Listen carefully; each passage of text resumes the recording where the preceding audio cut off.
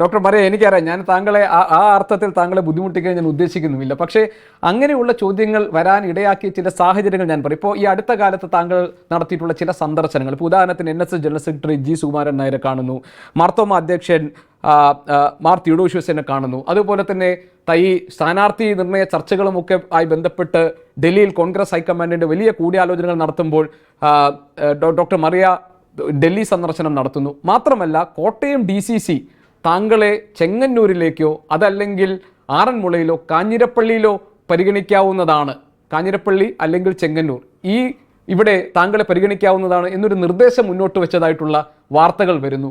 എനിക്കറിയില്ല നേതൃത്വം ആരെങ്കിലും താങ്കളെ ആ അർത്ഥത്തിൽ ബന്ധപ്പെട്ടിട്ടുണ്ടോ എന്ന്. പക്ഷേ ഇതൊക്കെ വാർത്തകളിൽ നിറഞ്ഞു നിൽക്കുന്നു.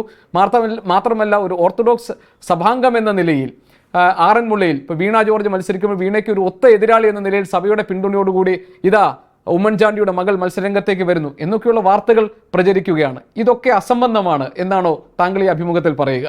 ഗോപികൃഷ്ണൻ ഒരു മീഡിയ പ്രവർത്തകനാണ്. ഈ നേരത്തെ പറഞ്ഞ വാർത്തകൾ, ഈ പേര് പോയി അങ്ങനത്തതിനെ പറ്റി ഞാനും വാർത്തകളിൽ കണ്ടു, ഓൺലൈൻ വാർത്തയിൽ യൂട്യൂബിലെല്ലാം കണ്ടു. പക്ഷേ എനിക്കതിൻ്റെ സത്യാവസ്ഥയെ പറ്റി ഞാനത് അറിഞ്ഞിട്ടേ ഇല്ല. നിങ്ങൾക്ക് ഗോപികൃഷ്ണൻ തന്നെ അറിയാം.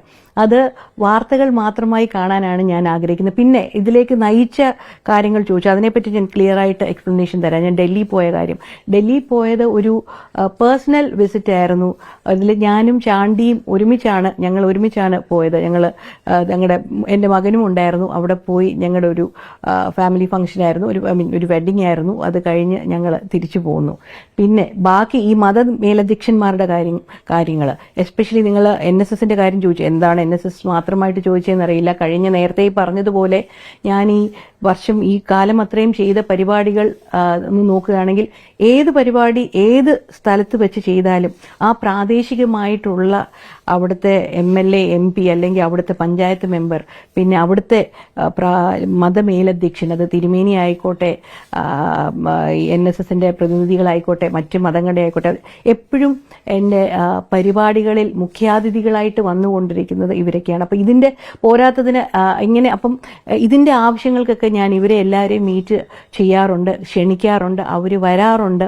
അങ്ങനെ ഇവരുമായിട്ടെല്ലാം വളരെ സൗഹൃദമായ ബന്ധങ്ങൾ ഉണ്ടായിട്ടുണ്ട്. ഇവരുടെ പരിപാടികളിലും എന്നെ ക്ഷണിക്കാറുണ്ട്, ഞാനും പോകാറുണ്ട്. അതിൻ്റെയൊക്കെ ഭാഗമായിട്ടാണ് ഞാൻ പോകുന്നതും കാണുന്നതും ഒക്കെ.